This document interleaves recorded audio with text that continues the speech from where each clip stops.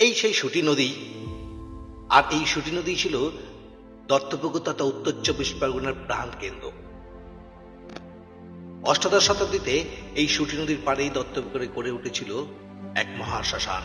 আর এই সেই শ্মশানে তৎকালীন সাধক পুরাণগিরি এখানে সাধনা করত। হঠাৎ একদিন দেখতে পায় একটি পাথর, আর সেই পাথর থেকে জ্যোতি বেরোতে শুরু করে।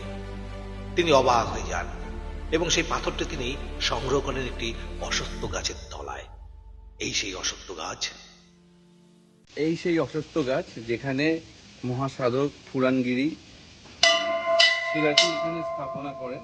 এই সেই গাছ 1340 বাংলা সন শ্রীমতী জয়ালতা দেবী তার এই মায়ের গোষ্ঠীপাত্রের মূর্তিটি তিনি নির্মাণ এবং স্থাপন করেন।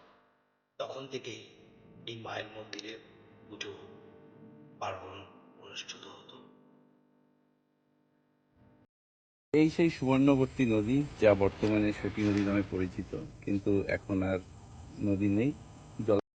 কালক্রমে ধ্বংসপ্রাপ্ত মন্দিরটি নতুন করে 1980 সাল থেকে আপামর কিছু স্বনামধন্য ব্যক্তি এবং দত্তপুকুরের জনসাধারণের উদ্যোগে মন্দিরটি স্থাপিত হয় এবং সেই সময় থেকে পূজিত হয়ে আসছে মা।